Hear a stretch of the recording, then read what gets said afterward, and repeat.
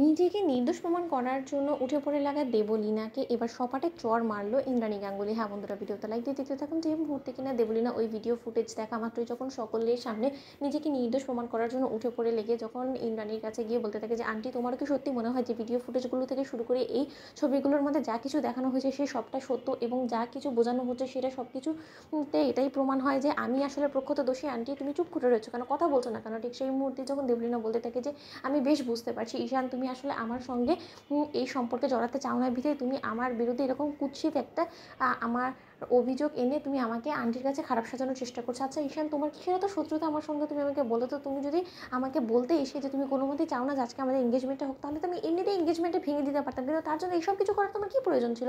অন্যদিকে যখন ঈশান বলতে থাকে ও জাস্ট শাট আপ দেবলীনা, তোমার কি মাথা খারাপ হয়ে গেছে বলো তো? যে এই সকল প্রমাণগুলো আমি কোথা থেকে পাবো বলো তো? এই সকল প্রমাণগুলো তো এই কারণে এখানে এসেছে কারণ তুমি এরকম নোংরা কুকীর্তি করেছো এবং তুমি চেয়েছো যে কুসুম যাতে কোনো দিনও উঁচয় না উঠতে পারে এবং কুসুম যাতে কোনো দিনও উন্নতি না করতে পারে, এবং প্রথম থেকে তুমি কুসুমকে অ্যাজ আ কম্পিটিটর হিসেবে দেখেছো এবং তার জন্যই হয়তো বা ওর প্রতি জেলাস ফিল করে তুমি কুসুমের এত বড় একটা বিপদ ডাকার চেষ্টা করেছো। কিন্তু তার সত্ত্বেও দেখো লাস্টে গিয়ে মুখ থবড়ে তুমিই পড়লে এবং ভাগ্যবশত কুসুম বেঁচে গেল, কিন্তু তার সত্ত্বেও তুমি তো কোনোভাবেই বাঁচলে না।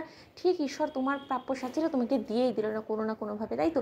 অন্যদিকে যখন দেবলীনা বলতে থাকে যে দেখেছো তো আন্টি, আমি তোমাকে বলেছিলাম না যে তোমার ছেলে ইচ্ছাকৃতভাবে তোমার কাছে আমাকে খারাপ সাজানোর জন্য এই গোটা চক্রান্তটা করেছে, তার সত্ত্বেও আন্টি তুমি চুপ করে রয়েছে, এখনও তুমি কোনো কিছু বলবে না?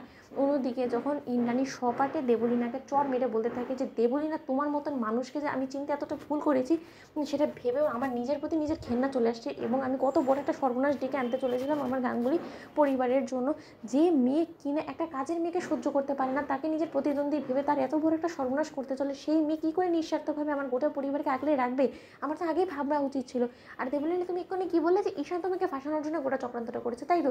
যেখানে কিনা ঈশানই যেদিন কিনা দেবলীনা কুসুমকে বাঁচানোর জন্য আয়ুষ ছুটে গিয়েছে সেদিন জানতে পারলো সবটা, তাহলে কী করেই বা ঈশান এই গোটা চক্রান্তের ভিডিও ফুটেজটা তুলে রাখলো আগে থেকে বলো তো?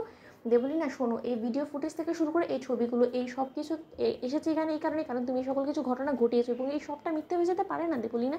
অন্যদিকে যখন দেবলীনা বুঝতে পেরে যায় যে মীনাক্ষী হয়তো এই গোটা চক্রান্তটা করেছে, ঠিক সেই মুহূর্তে মীনাক্ষী বলতে থাকে যে দেবলীনা, তুমি কত আর সাধু সাজানোর চেষ্টা করবে নিজেকে বলো তো? কতই বা তুমি তোমার দোষগুলোকে ধামাচাপা দেওয়ার চেষ্টা করবে? অন্যদিকে যখন দেবলীনা বলতে থাকে যে আন্টি, তুমিই করেছো তাই না, তুমি চাও না আমি এই পরিবারে বউ হয়ে আসি, তার জন্য তো তুমি এইসব কিছু করেছো। অন্যদিকে যখন মীনাক্ষী বলতে থাকে যে দেখো দিদি, এই মেয়ে একের পর এক মানুষের কাঁধে নিজের দোষগুলোকে চাপিয়ে দিয়ে তাদেরকে অপরাধী সাজিয়ে নিজেকে নির্দোষ প্রমাণ করতে উঠে পড়ে লেগেছে, এখন এই মেয়েকে কী উত্তর দেবো তুমি বলো?